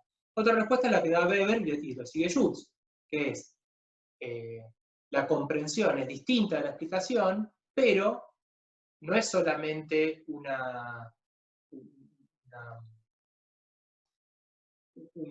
tipo de interpretación incontrolada, o sea, no es solamente un tipo de identificación o de discurso que pertenece a un sujeto historiador, sino que puede tomar elementos de los ideales del método científico, como la objetividad, la neutralidad relativa, etcétera, etcétera. Eso dice Schutz, que también está tratando de atender a este problema. Bueno, lo que va a decir Ricoeur va a ser otra cosa. Lo que va a decir Ricoeur va a ser, va a mantener esta dicotomía entre comprensión y explicación, pero lo que va a decir es, la comprensión sola, en primer lugar, no es un método. La comprensión no es un método, la comprensión es una forma de experiencia en la vida cotidiana. Es algo que también dice Schutz. Recuerden, si van para atrás, los textos de Schutz habla de comprensión en un doble sentido.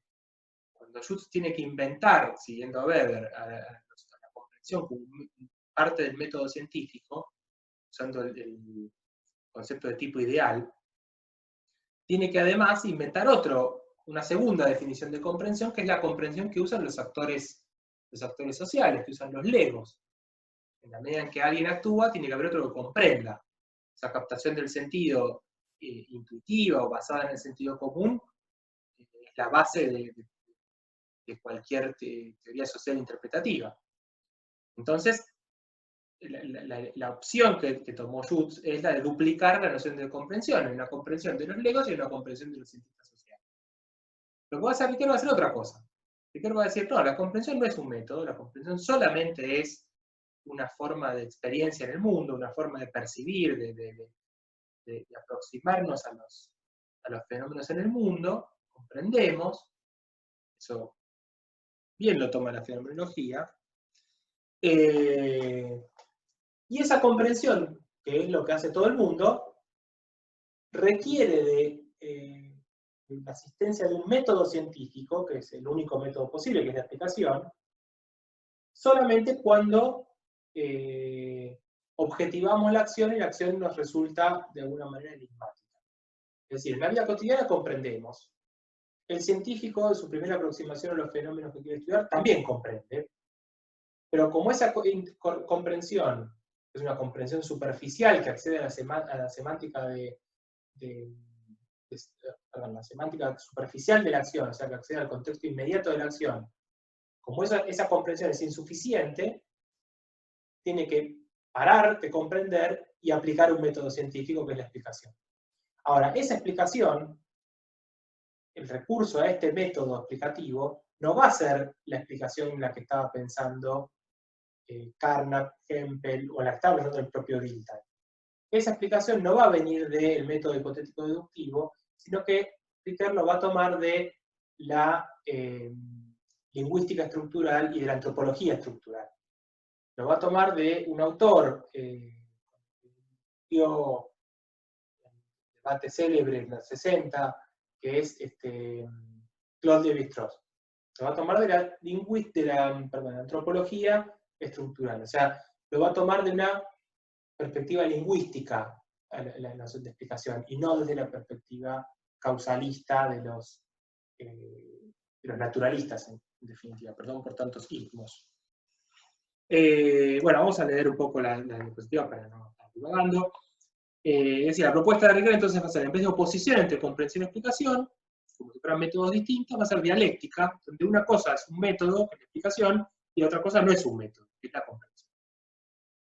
En lugar de oponer, etcétera, etcétera, Ricker, Gadamer, bueno, también otro de los grandes filósofos hermenéuticos del siglo XX, que es Hans-Georg Gadamer, algo parecido, argumenta a favor de la complementariedad entre comprensión y explicación. Mientras que la comprensión es una forma de ser en el mundo, una forma de reconocer el sentido de la acción mediante el acervo de conocimiento del sentido común, que lo dice Schutz, como primer nivel de comprensión, la explicación es un método científico. La propuesta de Ricker incluye dos recorridos, y esto es muy importante, porque así está organizado el texto, si no se van a perder. Cuando él habla de la dialéctica, hay dos pasos. Un primer paso es de la comprensión a la explicación. Una especie de comprensión ingenua, la primera comprensión a la explicación, y un segundo paso es de la explicación a la comprensión. Y ya esta comprensión va a ser una comprensión profunda, o una comprensión de la semántica profunda del texto. Pero ustedes lo que tienen que leer es estos dos pasos, ¿sí? De la comprensión a la explicación y de la explicación a la comprensión. ¿Por qué? Vamos a ver esta idea que quizás les ayude. Cuando objetivamos la acción, decía, ¿no? Nosotros nos enfrentamos a este objeto que tenemos que estudiar y ese objeto de alguna manera nos resulta enigmático. Cualquier cosa puede ser, insisto, el resultado de una elección, puede ser ciertas prácticas culturales, no sé, por ejemplo. Nos preocupa por qué tienen tanto peso las instituciones informales en América Latina frente a las instituciones formales. Es decir, por qué hay una legalidad por un lado, formal, pero por otro lado hay otra legalidad no escrita, informal, que es la que guía la acción de los actores políticos y sociales. Eso es un fenómeno que nos interesa estudiar.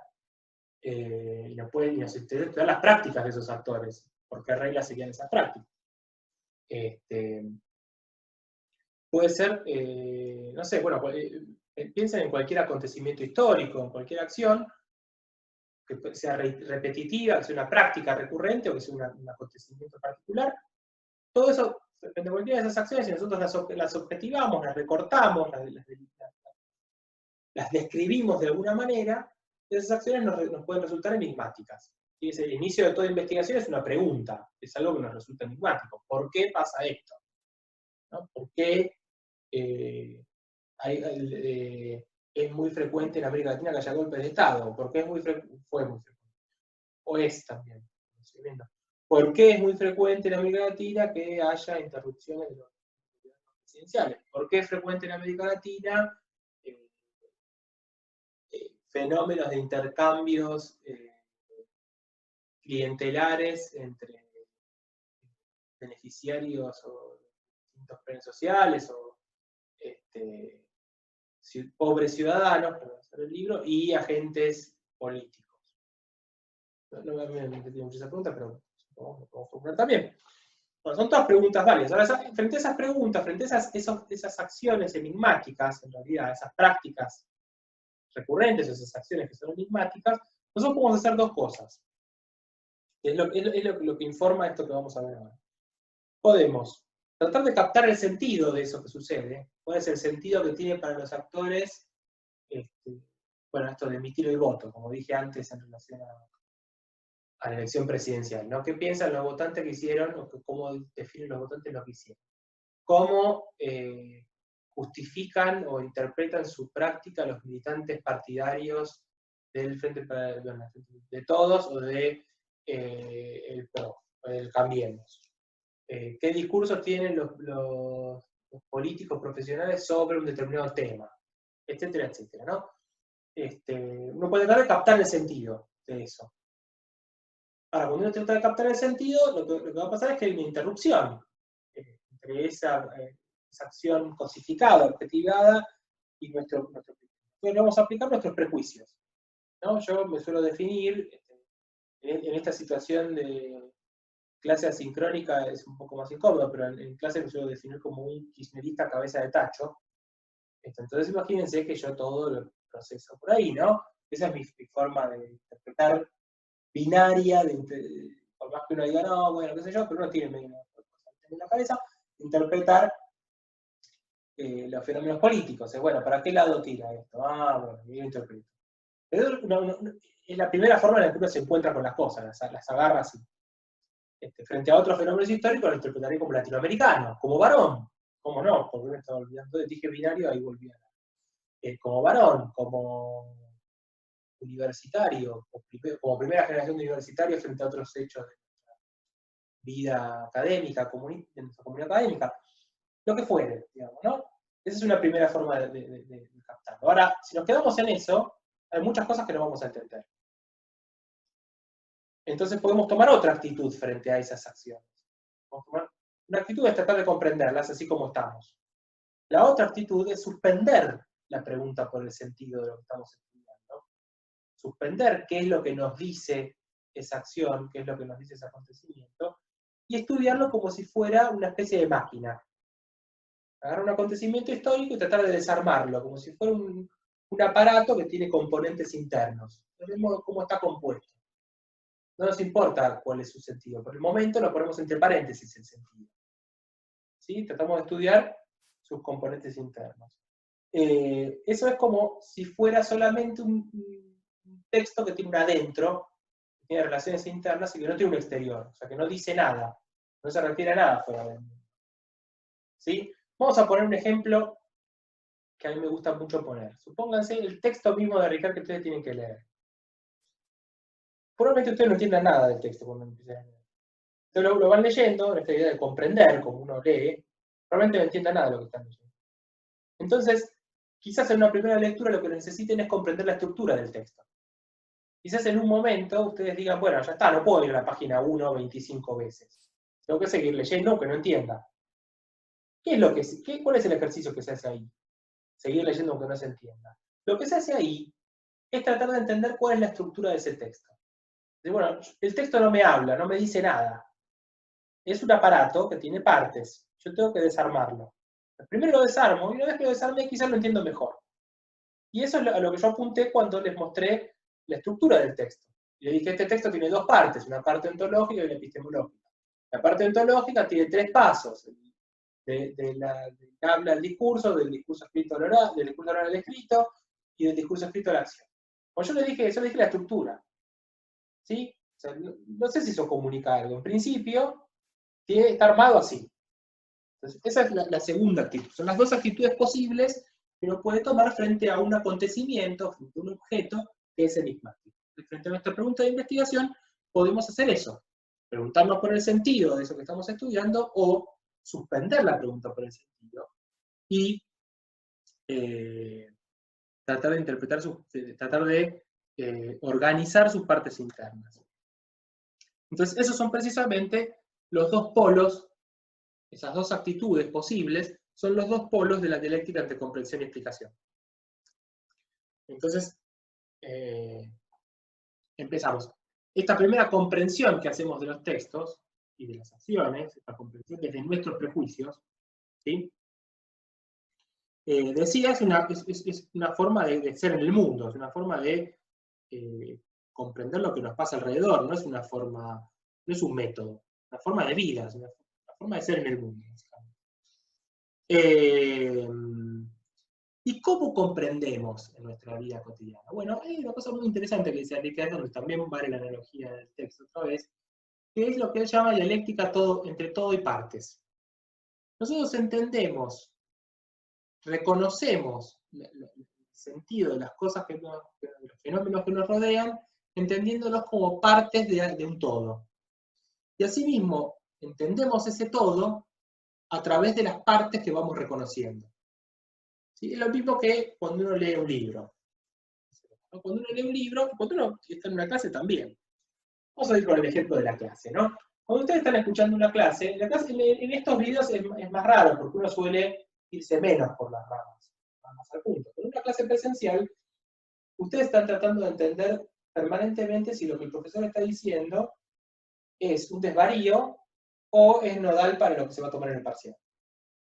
¿No? Entonces ahí el profesor, generalmente uno entona distinto, cuando está diciendo algo en el parcial lo dice más fuerte, lo repite, hace una pausa, pregunta si entendieron. Nunca cuando se pone a contar anécdotas y dice, no, porque el mariscal Tito, tal cosa, se pone a contar otra cosa, uno suele medio desenchufar el cerebro porque asume que eso es accesorio.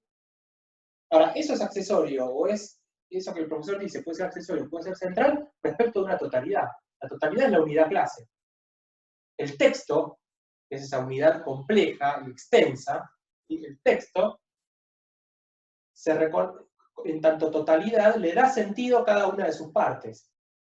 Yo le doy sentido a cada página que leo de un libro porque entiendo que es el camino que me lleva a entender el libro completo. Entonces tengo una conjetura sobre lo que el libro completo es. Tengo una conjetura sobre lo que la clase completa es. Entonces digo, bueno, se está dando un ejemplo, yo entendí lo que dijo, ya está repitiendo.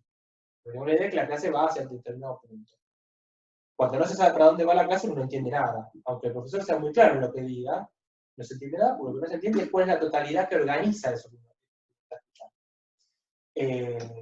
Pero entonces añadirle que entre el reconocimiento de las partes de cada segmento de experiencia, uno le asigna sentido rápidamente como conjetura de lo que es la totalidad. ¿Sí? Bueno, ahí lo dice claramente. Un texto no es una secuencia de oraciones, es una totalidad, sus unidades son comprensibles como momentos de esa totalidad. La lectura de textos requiere de un tipo específico de juicio reflexivo, se presupone el sentido del todo por el reconocimiento de las partes, y se reconocen las partes por la presuposición del sentido del todo. Esto pasa con las clases, pasa con las materias, si uno amplía una cosa más, cuando uno trae un profesor invitado a una materia. Bueno, en general los alumnos que dicen, esta clase no va al parcial, entonces esto es algo accesorio. Ya tiene una hipótesis sobre lo que es la materia en su conjunto, y tiene una hipótesis sobre la función que desempeña esa clase en esa totalidad. ¿Sí? Ahora eso es sobre la captación del sentido para todo el fenómeno. ¿Sí? Para una conversación telefónica con un amigo, para hacer una clase, para leer un libro. Por ejemplo, las novelas policiales. ¿No? Cuando lee las novelas policiales, ¿qué sucede? Trata de prestar atención a los detalles porque sabe que en los detalles hay una trampa. O sea, que algo que uno lee como un detalle, como si fuera accesorio, de repente se convierte en algo importante. Al final del texto uno encuentra que eso, que los detalles se convierte en algo importante. ¿Con qué juega? Bueno, juega con este juego de la expectativa sobre lo que es el todo y el reconocimiento de las partes como momentos de ese todo. Bueno, creo que lo dije como 5 veces, o lo entendieron o no lo entendieron, no puedo hacer mucho más. Ahora, todo muy lindo con esto, ¿no? Pero esta comprensión es claramente subjetiva. Esta comprensión tiene que ver con el mundo que tiene la acción, con el mundo que tiene el texto, pero también tiene que ver con el mundo del que lo estoy interpretando. El texto tiene un sentido para mí, y tiene otro sentido para ustedes. Y nada habilita a que yo tenga razón por sobre ustedes o ustedes tengan razón por sobre mí. Cada uno tiene su interpretación. Entonces,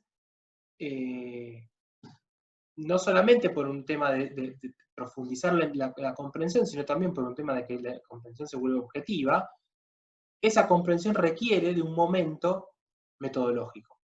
¿Sí? Y ahí lo dice, existe más de una forma de interpretar un texto, conflicto de interpretaciones, la explicación permite ofrecer interpretaciones argumentadas, que es distinto a la verificación científica. Ahora vamos a ver. Entonces, esta comprensión, esta presuposición del todo y de las partes, estas conjeturas, etcétera, etcétera, en un momento requiere, por la complejidad de lo que estamos analizando, por la necesidad de trascender nuestra propia condición y tender hacia algún tipo de discurso más bien objetivo, nos lleva a que la comprensión vaya a buscar a la explicación. ¿Sí? ¿En qué consiste esta explicación?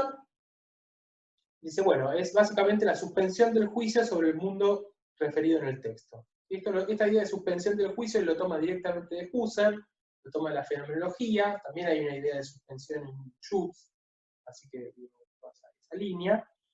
Y como dije antes, el texto presenta solo un interior. Es analizado como un sistema integrado de unidades internas relacionadas una con otra. Es el método del análisis estructural. Porque hay una discusión. ¿De dónde viene esto? Decía que había una discusión que tuvo Ritter con Levi-Strauss en los 60 que tenía que ver con el análisis de las culturas y de las religiones. Mientras que Levi-Strauss apuntaba a un análisis estructural, prescindiendo de las enseñanzas o de lo que esos mitos y esas... bueno, sí, básicamente esos mitos y esas tradiciones culturales le querían significar, sino que Levi-Strauss cuando analizaba una cultura, analizaba en términos estructurales, cuáles eran los sistemas, y principalmente los sistemas de parentesco, pero cuáles eran las unidades que componían las estructuras de estas religiones, de las culturas y de las religiones. Ritter discutía que eso no se podía hacer. O sea, por ejemplo, Ritter, bastante cristiano, como todos los estudiosos de la hermenéutica, Ritter decía, bueno, todo muy lindo, pero la Biblia no se puede estudiar solamente estructuralmente. La Biblia tiene enseñanzas muy importantes. La mitología griega lo mismo, uno no puede simplemente prescindir de lo que esos relatos nos están contando. Esos relatos cuentan algo, esos relatos tienen una referencia, esos relatos se refieren a algo en el mundo, nos están transmitiendo un mensaje. No podemos podemos suspender. Lo que no podemos hacer es omitir ese mensaje, creer que no transmiten nada, creer que no hay nada en esa comunicación, que es solamente un aparatito con el que uno juega y lo desarma y lo vuelve a armar. Eso no se puede hacer, pensaba Ritter. Entonces Ritter ahora retoma eso y dice, bueno, la explicación estructural, así como la planteó Levi-Strauss, es necesaria, pero como un momento interno, como un momento específico a la dinámica de la comprensión. Cuando no entendemos bien, suspendemos la pregunta por el sentido de lo que estamos analizando y lo analizamos en términos estructurales. ¿Cuáles son las relaciones internas de las partes que componen ese fenómeno que estamos analizando? Ahora, esa suspensión de la pregunta por el sentido del texto y por el sentido de la acción, es una suspensión momentánea. ¿Sí? Lo ponemos entre paréntesis por un rato. ¿Por qué? Porque en realidad lo único que importa, en definitiva, es volver a restituir el sentido. Es decir, la explicación es una etapa intermedia, una mediación que nos permite llegar a una comprensión más profunda. Los textos y las acciones, igual que los textos, encierran una referencia, encierran una semántica profunda a la que se puede acceder cuando hicimos esta operación de relacionar la acción con sus condiciones, relacionar la acción con sus relaciones internas. Cuando hicimos eso, después volvemos a preguntarnos por el sentido que tiene esa acción o que tiene ese texto para nosotros, pero ahí nosotros aprendimos un montón de cosas, aprendimos cosas nuevas sobre esa estructura, y entonces podemos acceder ya no a la semántica o de referencia superficial que tiene un texto para nosotros, sino a la referencia profunda que tiene el texto para nosotros.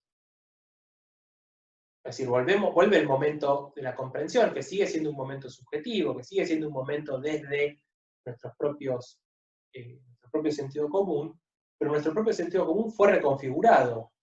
Fue reconfigurado gracias a ese momento, a esa mediación de la explicación. Nuestro sentido común fue reconfigurado gracias a ese momento de la explicación. Cuando suspendimos la pregunta por el texto y lo analizamos como algo, como una estructura cerrada, aprendimos algo, cambiamos algo de nuestros propios prejuicios, de nuestro propio acervo de conocimiento, y entonces la interpretación que podemos hacer en este segundo momento, la comprensión, me corrijo, que podemos hacer en este segundo momento, es una comprensión más profunda. Es una comprensión más profunda. Insisto, la clase en sí, esta clase, esto que está pasando ahora, es bastante útil para entenderlo. ustedes para entender el texto de Ricoeur necesitan hacer esto que dije antes, subrayar, por ejemplo. Subrayar, hacer un resumen. De una no lo van a entender. Una lectura así, de principio a fin, quizás no entienden nada. Pero pueden llegar a entender un poco más cuando te toman el trabajo de subrayar, de hacer un resumen, ¿no? de analizar esa estructura, pero también cuando se toman el trabajo de asociar esa pieza, ese texto, a sus propias condiciones de producción. Bueno, ¿quién era Ricoeur? ¿Cuál es la obra de Ricoeur? ¿De qué estamos hablando cuando hablamos de hermenéutica? ¿Contra quién discute? ¿Por qué es importante el estudio? Bueno, porque lo discute a esos otros que están ahí. Ah, entonces ahora que veo a los otros que están ahí, entiendo qué es lo que están haciendo, están acá. Uno lo ubica en su momento, proyecta el mundo que está contenido en ese texto, y eso permite, todo eso sirve para una segunda comprensión. No sirve en sí mismo, no es que lo hacemos por gusto. Lo hacemos para después volver a comprender y para poder volver a preguntarnos por el sentido del texto. Y entonces ahí entendemos qué es lo que está queriendo decir, perdón, no qué es lo que está queriendo decir Ricoeur, porque ya no nos importa lo que quiere decir Ricoeur. Ahí entendemos lo que significa este texto para nosotros. ¿Sí? Entendemos lo que significa este texto para nosotros. En este mismo movimiento, en este mismo doble movimiento de dialéctica entre comprensión y explicación, usamos nuestro sentido común para comprender, pero al mismo tiempo, parándonos en el texto, pudimos criticar nuestro propio sentido común y corregirlo. No es que solamente estamos con nuestros prejuicios desarmados y vamos con nuestros prejuicios y decimos, bueno, esto me gusta porque se parece a mí y aquello no me gusta porque no se parece a mí.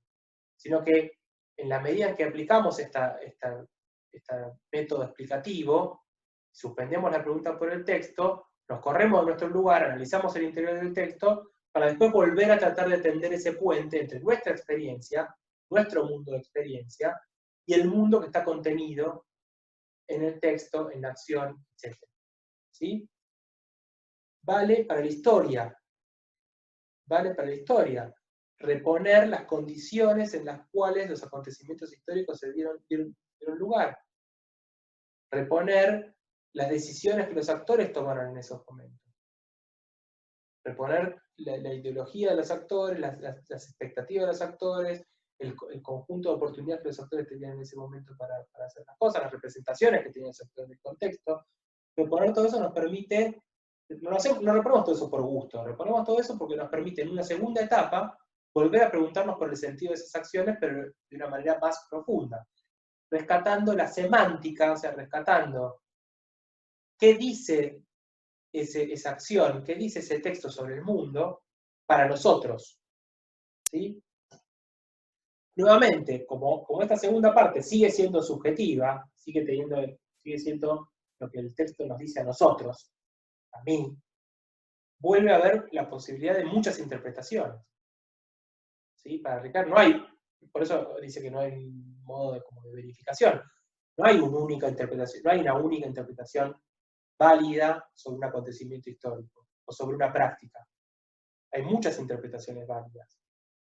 Y eso podemos decir que en el correr del tiempo pueden ir apareciendo siempre nuevas interpretaciones. Pero no puede ser cualquier cosa, porque el texto habilita un conjunto limitado de interpretaciones. ¿Por qué? Porque el texto tiene una materialidad. El texto y la acción objetivada, tiene una materialidad. Hay algo ahí, que eso es lo que estamos estudiando, tiene una estructura interna, y eso puede dar lugar a muchas interpretaciones, tantas como posiciones desde las cuales se interpreta, pero no se puede decir cualquier cosa. ¿Sí? Yo puedo decir muchas cosas sobre el triunfo, para volver al ejemplo del triunfo de Alberto Fernández. Podemos decir muchas cosas sobre el triunfo de Alberto Fernández. Lo que no podemos decir es que no ganó. No puedo decir, no, perdió. Porque que Alberto Fernández es el presidente, es tu verdad. Mi verdad es que no lo es. Bueno, eso no se puede decir. Ahora, sí se puede decir un montón de cosas, no hay una sola interpretación válida sobre por qué triunfó Alberto Fernández o cuáles fueron las motivaciones de los votantes de Alberto Fernández. O cuáles fueron las motivaciones de los votantes que llevaron a una proporción mayor votar a Alberto sobre podemos decir muchas cosas sobre eso, pero no podemos decir que ganó Macri o que ganó Gómez Centurión. Entonces el texto habilita un campo de interpretaciones, pero no cualquier cosa. En este sentido, el argumento es otra forma de decir lo mismo que decía Mary Hess sobre la tesis de la subdeterminación de la teoría por los datos. Los datos nos habilitan a decir muchas cosas, pero no cualquier cosa. ¿Sí? Hay una línea. Entonces, bien. Perfecto, bueno, perdón, estoy releyendo lo mismo que tiene ahí para leer. Espero que lo hayan leído, porque hay un par de cosas, especialmente en el punto 2, que las dije de otra manera, muy al pasar, entonces, léanlo, búsquenlo en el texto, está todo dicho, esta idea de apropiarse del sentido de los textos, o del sentido de la acción, es muy importante. Y veamos. Entonces, ¿esto qué nos dice para las ciencias sociales? Bueno, probablemente voy a repetir. En primer lugar, que la realidad social es simbólica. ¿Sí? Si queremos estudiar la vida social, no podemos estudiar por una aproximación naturalista o causalista. La mejor aproximación para la vida social es entender la vida social como una vida significativa.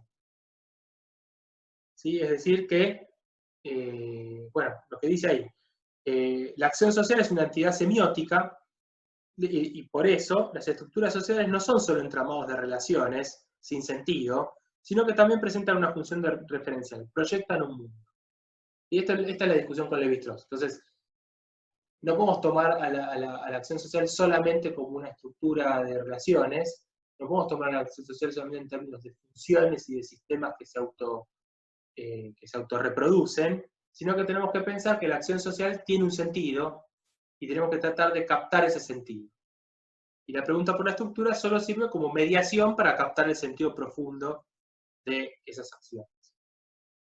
En segundo lugar, esto no lo dije y es muy importante, en la medida en que nosotros tratamos de apropiarnos del sentido de las acciones y tratamos de asociar el sentido o la semántica profunda del texto con nuestra propia situación como intérpretes, eso implica que hay un compromiso personal del investigador.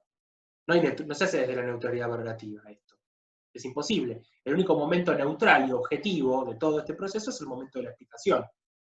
Cuando suspendemos la pregunta por el sentido del texto, ahí sí aplicamos técnicas que podrían decirse que son objetivas, que son neutrales.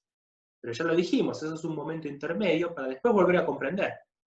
Cuando volvemos a comprender, volvemos a meter de vuelta el sentido común, los prejuicios corregidos, la cultura, la ideología, lo que fuere, del investigador. Entonces eso necesariamente implica que el investigador se involucra personalmente, tiene un compromiso con lo que está leyendo. Decía, vamos a leerlo, no es posible captar pautas significativas sin que el intérprete recurra a sus propios conocimientos y su propia tradición. Pero este compromiso está mediado por procedimientos explicativos. Distanciamiento, en ese momento solamente, hay distanciamiento, y en ese momento también hay capacidad crítica del propio sentido común. Y ahí veo que lo escribí mal, bueno, tiene un par de errores entonces, es muy interesante porque al mismo tiempo partimos de nuestro sentido común para comprender, pero en el proceso, a partir de la mediación de la explicación, estamos en condiciones de criticar nuestro propio sentido. ¿Sí? No es algo que como no es inmutable, y en definitiva todo esto lo hacemos para criticar nuestro sentido común. En definitiva todo esto lo hacemos para poder poner en cuestión nuestras propias prácticas. A eso hacemos ciencias sociales, no lo hacemos para otra cosa. O tiene un efecto, como decía Gienfeld, que la ciencia social es inevitablemente crítica, tiene un efecto sobre nuestras propias prácticas. En este proceso cambiamos nosotros. En fin, bueno, espero que algo de todo esto haya sido comprensible para todos ustedes. Estoy a disposición para consultas a través del campus. No sé si, bueno, va a haber una clase integradora de la materia vía Zoom, una vez terminado el cuatrimestre, quizás ahí puedan plantear alguna pregunta si quieren hacerlo de manera verbal en esa instancia. Bueno, espero que les resulte ameno e interesante la lectura del texto de Ricardo. Muchas gracias.